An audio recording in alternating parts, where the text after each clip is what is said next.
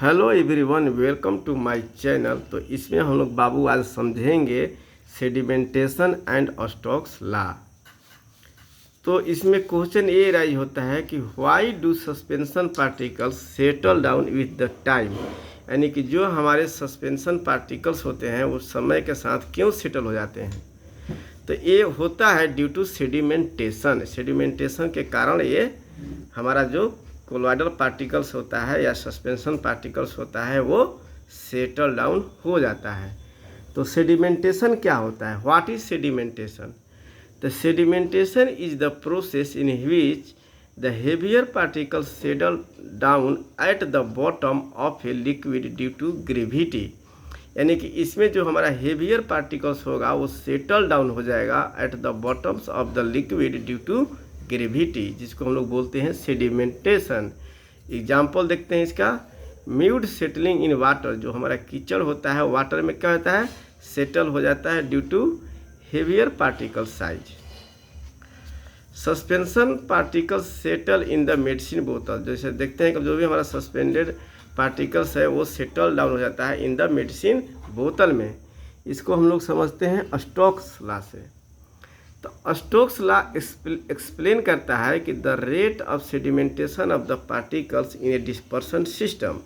जो हमारा Stokes law है वो एक्सप्लेन करता है sedimentation of particles in a dispersion medium. इसका एक्सप्लेनेशन देखते हैं।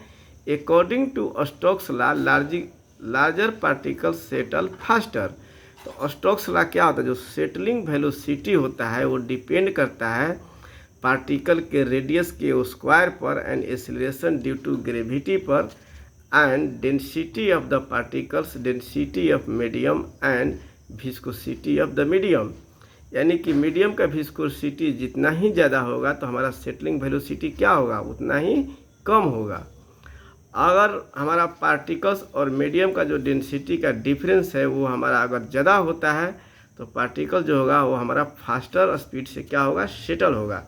या अगर पार्टिकल का साइज बड़ा है तो भी वो हमारा क्या होगा? फास्टर रेट से सेटल होगा। तो हायर विस्कोसिटी स्लो सेडिमेंटेशन है। अगर हमारा मीडियम का विस्कोसिटी यानी कि जो हमारा डिस्पर्सन मीडियम है उसकी विस्कोसिटी ज़्यादा है तो पार्टिकल का जो सेटलिंग वेलोसिटी होगा वो क्या होगा? स्लो होगा, कम होगा। ग्रेटर डेंसिटी डिफरेंस, यानी कि जो हमारा ये डेंसिटी डिफरेंस है अगर ये ग्रेटर होगा तो हमारा क्या होगा कि सेटलिंग जो होगा वो हाई होगा, हाई स्पीड से होगा।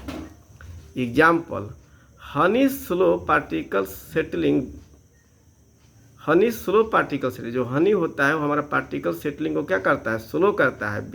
कारण क्या है कि इट हैज़ हाई विस्कोसिटी, इसके पास विस्कोसिटी क्या होता है? ज़्यादा होता है। जबकि sedimentation means settling of particles and Stokes law, sedimentation means होता है सेटलिंग ऑफ पार्टिकल, जबकि स्टोक्स लॉ जो होता है वो हमारा एक्सप्लेन करता है कि how fast they should settle. जो हमारा पार्टिकल कैसे फास्ट सेटल होगा वो डिपेंड करेगा वेरियस फैक्टर्स पे। फैक्टर्स कौन कौन सा है? फिर से एक बार रिपीट करते हैं। जो सेटलिंग वेलोसिटी होगा वो डायरेक्टली प्रोपोर्शनल होगा square of the radius and directly proportional होगा difference of density of particles and medium and acceleration and inversely proportional होगा विस्कोसिटी ऑफ द मीडियम। तो जो हमारा स्टोक्स लॉ है वो एक्सप्लेन करता है कि how the particles are settle. Sedimentation means the settling of particles. तो आशा करते हैं कि ये टॉपिक भी आपको समझ में आ गया होगा।